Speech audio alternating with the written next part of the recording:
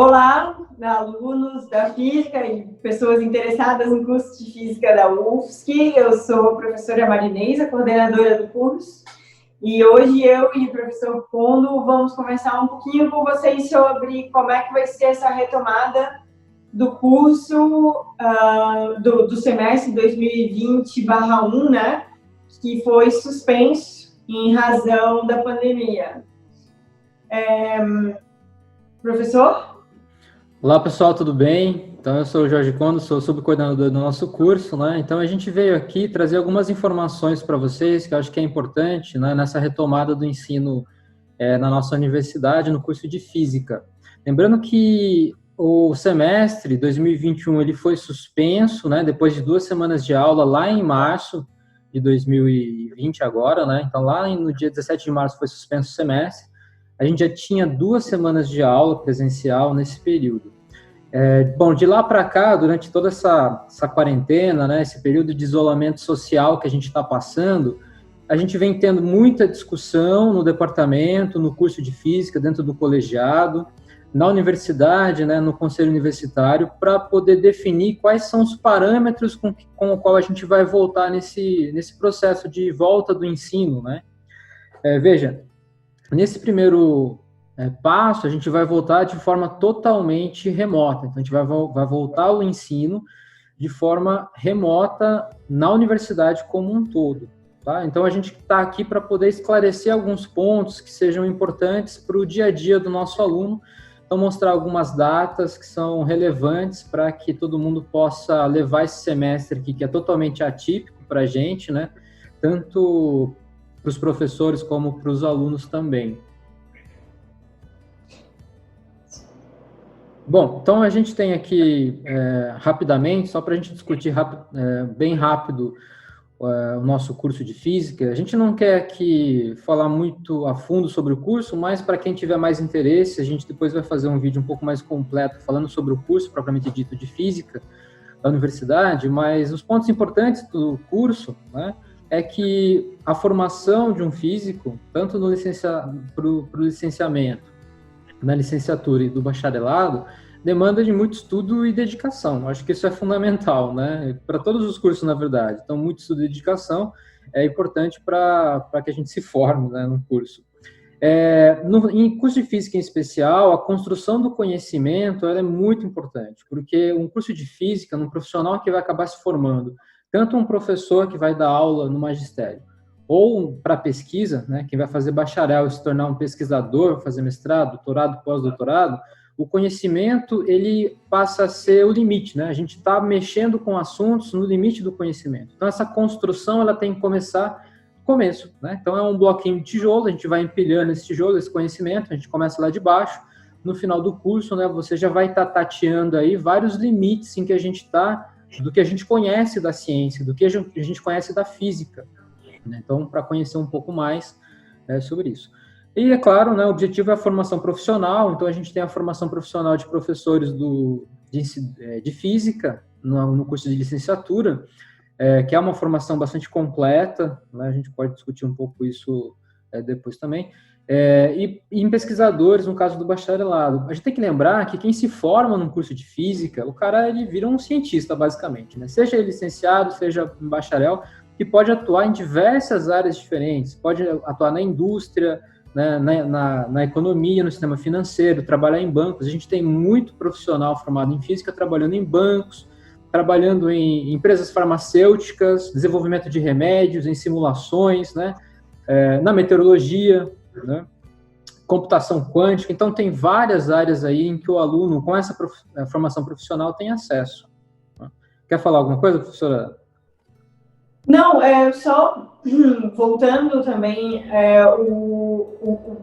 o aluno da Física, ele precisa de uma série de conhecimentos que não são só da Física, né? Então, ele precisa de uma visão de mundo bastante grande. Então, se a gente agora aqui, só voltando ao assunto da retomada, vejam o tempo que a gente levou como instituição para voltar, pensando justamente nessas minúcias que são necessárias para formar um profissional, seja da física, seja de qualquer outra área que a universidade forme, né? Então, não era uma coisa simples de retomar. E é por isso que tomou tanto tempo, tanto pensamento, porque exige uma série enorme de profissionais pensando na melhor maneira de transformar vocês nesses profissionais tão sofisticados que os projetos de curso demandam que sejam formados, né? Bem dito. Bom, em cima dessa discussão, né, que é a construção do conhecimento durante esse curso, no nosso caso, a gente tem a participação dentro da universidade, né, disciplinas que são fornecidas por diversos departamentos dentro da universidade. Então, como exemplo aqui, é claro que no curso de Física a gente vai ter bastante disciplina e professores do departamento de Física, né, do departamento de Matemática, principalmente nas 4 primeiras fases, no departamento de Química também, a gente tem disciplinas de lá, e o departamento de Metodologia de Ensino, que é bastante importante para a formação dos nossos alunos de licenciatura, especialmente. Então, as discussões de como as aulas agora serão realizadas de forma remota, elas vêm sendo feitas dentro de cada departamento, né, nos colegiados dos cursos, no formato. Como é que é essa retomada? Como é que eles vão dar essa aula de forma online? Qual a plataforma? Qual a forma de avaliação? A forma de aferição de frequência. Então, é uma discussão que vem sendo realizada durante todo esse período e agora acredito que a universidade encontrou um ponto em que a gente pode começar a ter, né, uma formação minimamente boa o suficiente para os nossos alunos continuarem tendo, né, a formação nos cursos. Lembrando que a UFSC é a 9ª universidade, né, no ranking das universidades públicas que a gente tem. Então, é uma ótima universidade e a ideia é continuar com esse nível de excelência. Foi até na América Latina, não foi? No ranking? Foi, exatamente. A 12ª melhor universidade da América Latina, né? Então, Então, vejam, não é fácil a gente transpor toda a maneira de ensinar e de formar profissionais de uma hora para outra, né? Por isso que tomou esse tempo. Bom, e lembrando também que nós do curso de Física, existe na universidade os cursos que já são à distância. A Universidade Federal de Santa Catarina, ela foi pioneira, né, na criação dos cursos à distância no Brasil. Então, a gente tem curso de Física, de Matemática, de Administração, de Química, licenciatura, que são à distância. Só que o ensino à distância, que a gente tem, o formato que ele é concebido, era totalmente diferente da maneira com a qual a gente vai voltar agora. A gente está voltando no ensino remoto, né, que não foi pensado inicialmente para ser nesse formato. Então, por isso que a gente tem todas essas dificuldades. Bom, a gente vem trazer aqui algumas datas importantes, então, para informar, né, os nossos alunos e a sociedade em geral, que são as datas desse calendário suplementar excepcional, né, que vai substituir o nosso semestre de 2021, que é o primeiro semestre desse ano de 2020. Então, a gente está passando por um problema global, né, dessa pandemia. Então, essa retomada ela é totalmente remota. Tá? Vamos discutindo isso um pouquinho mais. Então, a gente tem aqui uma primeira data importante, que é que dia 24 de agosto começa o início do prazo para trancamento de matrícula no semestre. E esse prazo ele ficará aberto durante todo o período do calendário excepcional. Então, vejam, segunda-feira, a partir de segunda-feira, quem tiver o desejo de trancar a matrícula, e vejam, trancar a matrícula significa trancar o semestre inteiro. Não é cancelar uma disciplina, tá? São 2 fenômenos diferentes dentro da UFSC. Então, quem quiser trancar o semestre inteiro, pode começar a fazer o pedido diretamente na coordenadoria do curso, por e-mail, claro, a partir do dia 24 de agosto, segunda-feira. Isso. Bom, vamos ver agora. Entre o dia 26 e o dia 27, a gente vai ter o período de ajuste online de matrículas. Então, a partir nos dias 26 e 27 de agosto, então começa o período de ajuste online. Os alunos que já estão dentro do curso já conhecem esse ajuste, é o mesmo que acontece, então, ao fim de todo semestre, quando a gente faz, né, os nossos pedidos de matrícula e ajuste e tudo mais. Para os calouros, então, vamos explicar como é que é. Tem que entrar no CAGR, né, na plataforma do controle acadêmico, né? De graduação. Isso, de graduação. entrar no CAGR. E o que significa ajustar? Pode sair de algumas turmas e entrar em outras turmas, né? Então, é assim que funciona o ajuste. Bom, acho que nesse ponto a gente tem que lembrar que foi aprovado no Conselho Universitário, na resolução, de que vão ser flexibilizadas as matrículas em disciplinas que têm choque de horário. Mas isso não vai... Gostaria de dizer que foi ideia minha, tá? Pensando nos alunos do curso, vários precisam disso. E agora todos os alunos vão ser beneficiados, né? Isso. Mas essa matrícula em disciplinas que têm choque de horário, elas não vão ocorrer nesse primeiro período, no dia 26 e no dia 27, tá? Porque a gente ainda não tem todas as informações para isso ocorrer. Lembrando que essas matrículas, elas são possíveis apenas com a anuência do docente. Então, o docente também tem que dar anuência, né, de aceitar o aluno na sua disciplina se tiver choque de horário.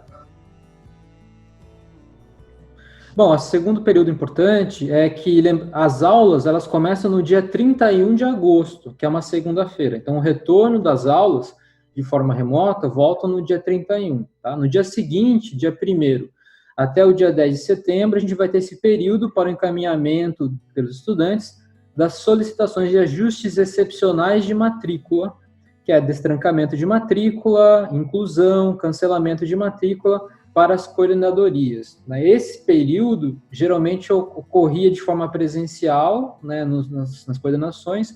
Hoje, não será feito dessa maneira.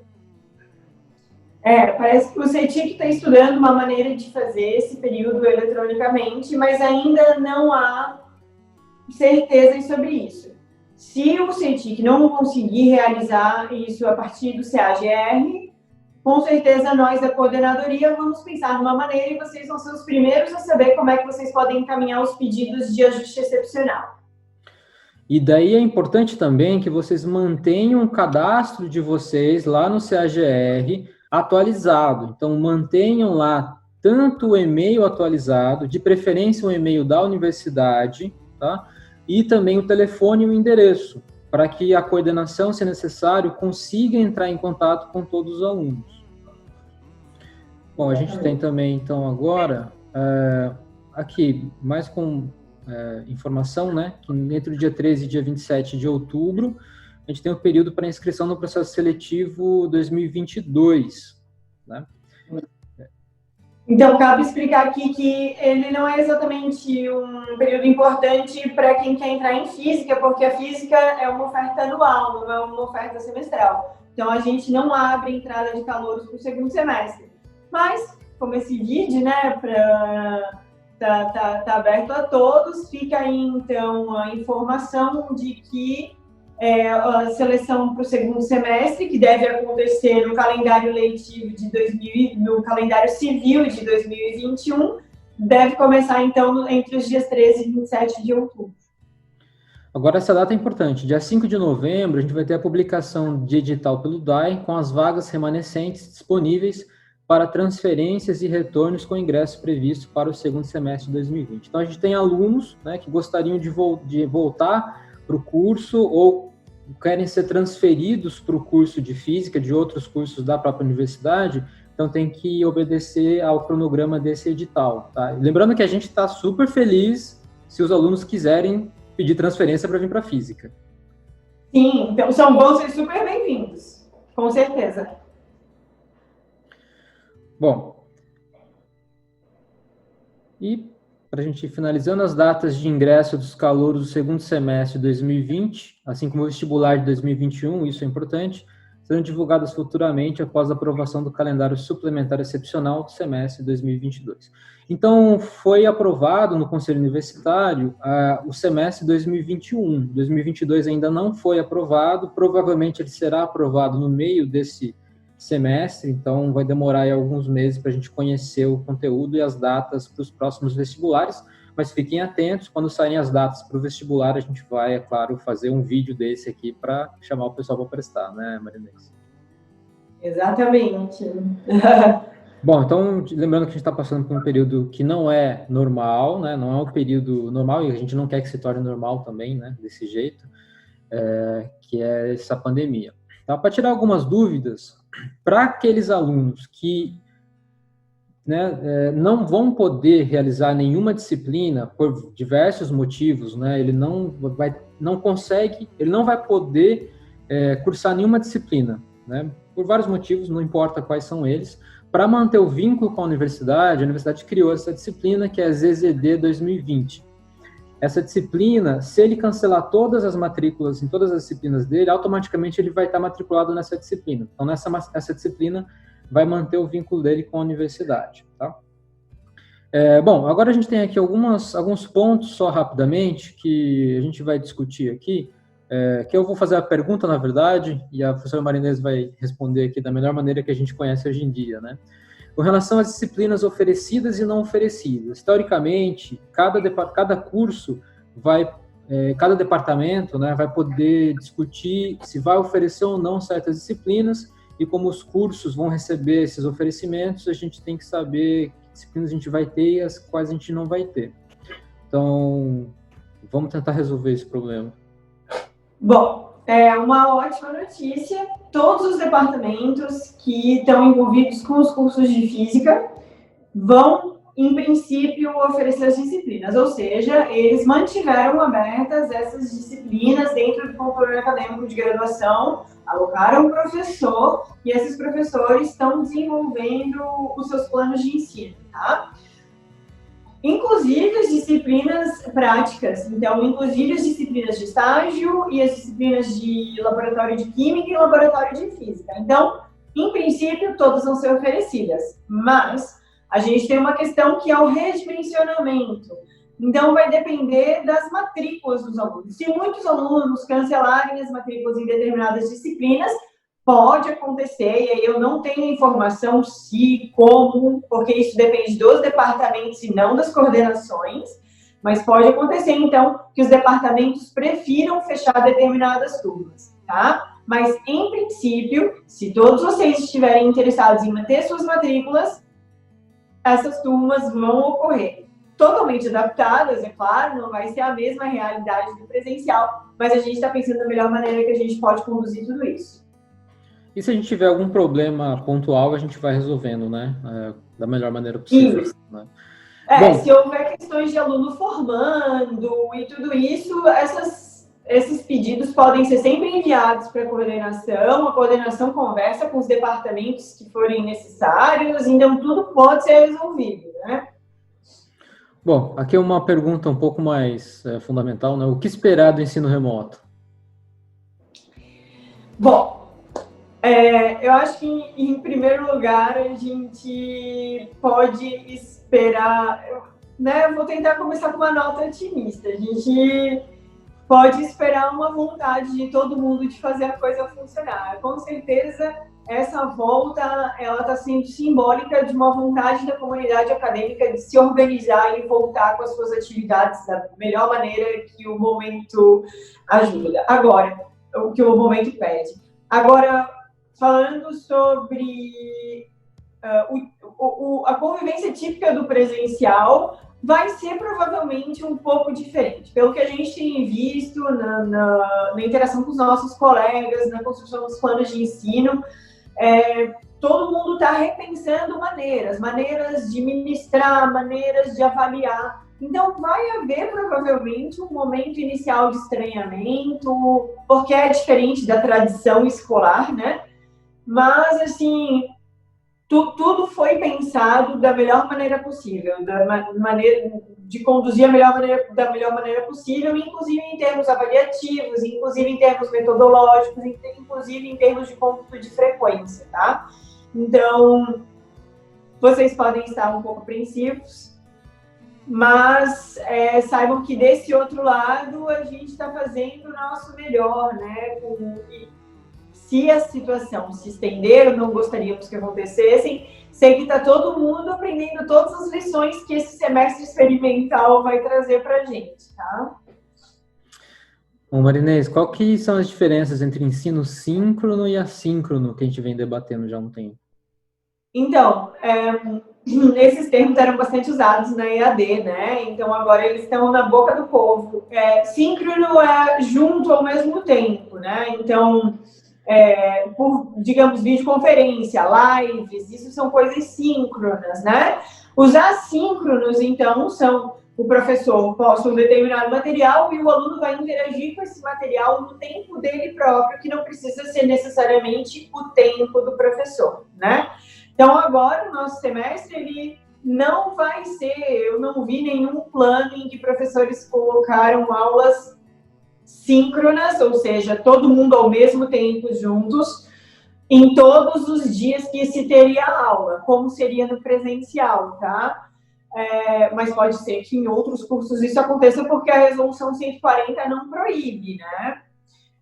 Mas o que a gente agora vai dar bastante valor é que o aluno ele consiga administrar seu tempo da melhor maneira possível, dadas a situação em que nós estamos vivendo, né? Então, essa é a diferença. Vocês vão ter disciplinas que vai ter momentos em que vocês vão estar cara a cara com o professor.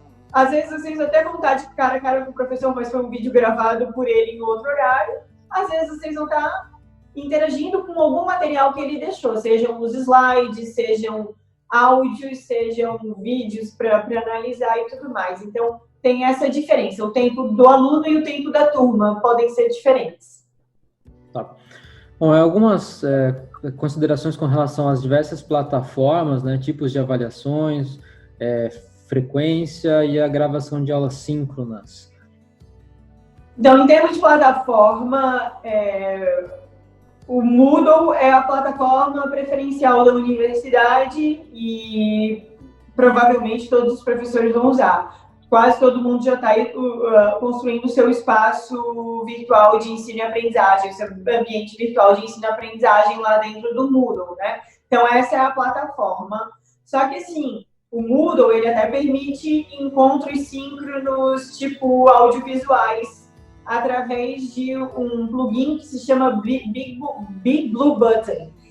Acontece que talvez nem todos os professores usem o BBB, né, o Big Blue Button, para fazer as suas videoconferências. Então, talvez os professores usem outras plataformas para esses encontros audiovisuais e síncronos, né, que podem ser aí, sei lá, o Google Meet, pode ser... Tem uma variedade de plataformas, Zoom. Tenho certeza que todos eles vão mandar, então, os links para essas videoconferências com antecedência para que vocês possam se inteirar de como utilizar essas outras plataformas. Avaliações. Bom, pelo que eu vi, vai ter uma variedade grande de modos de avaliação, tá? Então, aquela avaliação como a gente conhecia, de sentar a bunda na cadeira durante a aula e fazer com o professor vigiando, não vai ser mais o tradicional, embora alguns já estão elaborando os meios de fazer isso, né? Então, a gente vai ter várias formas de avaliação, questionários, postagens em fóruns. Então, estejam abertos para uma variedade de maneiras de expressar sua construção de conhecimentos, tá? Frequência. O cômputo da frequência, cada professor vai dizer no seu plano de ensino. E, em geral, eles estão levando em conta as interações que os alunos vão fazer, então, com as variedades de materiais que eles vão colocar dentro do ambiente. Alguns vão computar a frequência nos encontros de videoconferência, outros não, tá? É uma questão de olhar o plano de ensino e, claro, sempre que houver algum problema tecnológico, caso o professor esteja tirando a frequência nesse momento, justificar para o professor, né? E fazer ao máximo para conseguir, então, interagir com todos os outros materiais e as videoaulas que ele tenha deixado dentro do ambiente virtual. Sobre gravação de aulas síncronas, esse foi um ponto que gerou um pouco de atrito, então, com o diretório estudantil, né, central estudantil, porque eles queriam, então, vocês, os alunos, gostariam que a gente gravasse todas as aulas síncronas.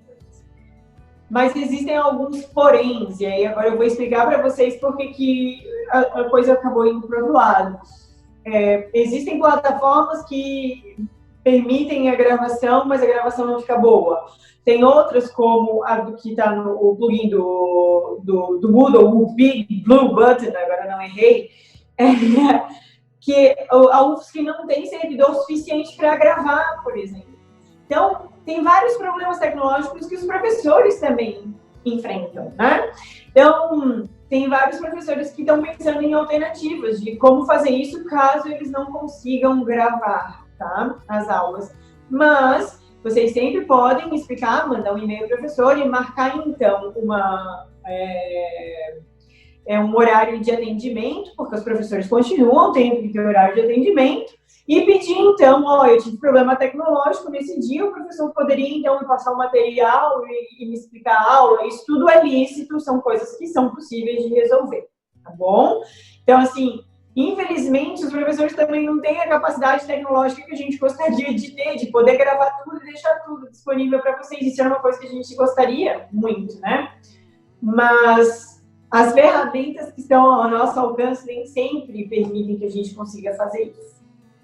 Então, nessa parte da gravação de aulas síncronas, então, o que a gente vê é que há alguns problemas técnicos que devem ser, né, resolvidos, há alguns problemas legais, mas isso depende muito do experimento que a gente vai ter, né? Acho que a gente vai conseguir resolver muito no dia a dia do que vai acontecer nas próximas semanas. Então, pode ser que a resolução que foi aprovada no Conselho, ela não obriga a gravação, né? Mas ela não proíbe em nenhum momento a gravação. E o que a gente vem discutindo, tanto no departamento como nos colegiados dos cursos, é que essas gravações ocorram da melhor maneira possível para que os alunos não sejam prejudicados. Então, eu acho que a gente vai ter alguns pontos experimentais para a gente discutir isso mais para frente, né? Bom, e o nosso retorno presencial? Gostaria muito que fosse logo, né? Mas, em toda honestidade, eu acho bastante difícil que a UFSC autorize um retorno presencial antes que exista muita clareza sobre como é seguro fazer isso. Uma pesquisa mostrou que mais da metade da comunidade acadêmica é população de risco para o Covid. E a gente não pode arriscar isso, né? Existem vários outros setores da economia e da sociedade que não podem fechar, e a gente tem da universidade, a gente é um dos poucos que a gente pode se reinventar nesse momento. Então, eu acho que enquanto não houver segurança, não vai sair. Mas existe dentro do calendário acadêmico uma previsão de avaliações em termos de semanas, né, Condo? Não mais nesse, né? Nesse momento agora será todo ele de forma remota, talvez numa próxima discussão para o segundo semestre. Isso. Então, vejam, tudo isso sempre está sendo avaliado, é lógico, né? Mas a gente não pode colocar a vida de ninguém em risco. Então, esse é o ponto principal, né? Se a gente for tentar responder a pergunta, e o próximo semestre, será que a gente vai voltar de maneira presencial? A resposta, olha, a gente ainda não sabe. Então, ao longo desse semestre, a gente vai descobrir como vai ser o próximo semestre, então a gente vai ter informações melhores mais para frente, né? Mas é importante, foi o que a professora Marinês disse, é que como a universidade não pode colocar a vida de ninguém em risco, nenhuma única pessoa que esteja em risco. Não existe isso, né? Não existe taxa aceitável de risco nesse caso. Não, exatamente. E seria totalmente imprudente, inclusive, a gente, como um órgão que está sempre tentando avisar os outros setores públicos da importância de evitar mesmo a propagação do vírus, a gente, de repente, não ligar mais para isso, né? O que eu quero reiterar aqui no fim disso tudo são a quantidade de dispositivos que o aluno tem à sua disposição para manter um vínculo com a universidade e tentar cursar um semestre dentro das suas possibilidades, tá? Então, agora, por exemplo, não é mais exigido que o aluno curse uma carga horária mínima durante esse semestre excepcional. Então, se vocês estiverem sentindo que a condição de vocês só permite cursar 2 disciplinas, uma disciplina, façam, mas façam dentro das possibilidades de vocês, né? A gente vai ter... tá todo mundo junto nesse experimento, é um grande experimento, essa é a grande verdade, né? Mas nós, em nenhum momento, tentamos forçar os alunos a nada. Os alunos têm uma variedade de coisas, né? Tem podem trancar durante o semestre inteiro a sua matrícula, podem cancelar todas, mas manter um vínculo com a UFSC através da disciplina, aquela disciplina excepcional que não é bem uma disciplina para ser cursada, podem cursar o mínimo, vão poder cursar aqueles que estão em vias de se formar, vão poder, de acordo com a anuência dos professores, cursar disciplinas que estavam dando choque de horário, ou seja, podem conseguir uma integralização do seu curso. Então, a gente está fazendo o melhor com a mão que foi dada para a gente espera que vocês, alunos, também façam o possível para aproveitar. A pandemia está aí, infelizmente, a gente não pode mudar a realidade, mas a gente tentou ao máximo, estamos aqui como coordenação, acolhendo, né, tentando acolher e fazendo vocês ficarem aqui dentro da universidade. É muito importante isso, porque isso vai passar, uma hora passa. E um dispositivo também a mais que o aluno tem é o conceito P, que o professor pode dar para ele, né, no final do semestre. Então, se o aluno perceber que ele não está conseguindo acompanhar as aulas, se há algum problema, conversa com o professor e fala, não consigo, por favor, né, vamos tentar, com o diálogo, né, o professor pode dar o conceito P para ele, daí ele pode fazer essa disciplina no próximo semestre ou fazer só as provas. Isso. Esse conceito P, ele veio para ajudar também. Então, vejam, leiam, seria interessante que vocês lessem a resolução 140. Tenho certeza que o DCE já deve ter feito alguma divulgação, né, dos dispositivos que estão nela. Se tiverem qualquer dúvida, podem escrever para a gente, da coordenação, a gente tira essas dúvidas. A gente está muito inteirado da resolução 140, porque discutimos ela minuciosamente como departamento. Então, não deixem de nos procurar e não larguem a universidade, não deixem ela de lado nesse momento, né? Existem várias maneiras de se manter vinculados a ela, não percam a oportunidade de tentar manter um mínimo de normalidade nesse momento. Bom, e para quem tiver mais dúvida, pode entrar em contato com a gente pela coordenação, né? O nosso e-mail é fisica@contato.ufsc.br. E também nas mídias sociais, né, entra no Twitter, vamos tentar manter lá com bastante informação, no Instagram também, e o nosso canal no YouTube. Quando a gente tiver alguma coisa para postar lá, a gente vai colocar. Isso. Certo? Certo. Então tá bom. Obrigado, professora. Obrigada, professor. Tchau, gente. Tchau, pessoal.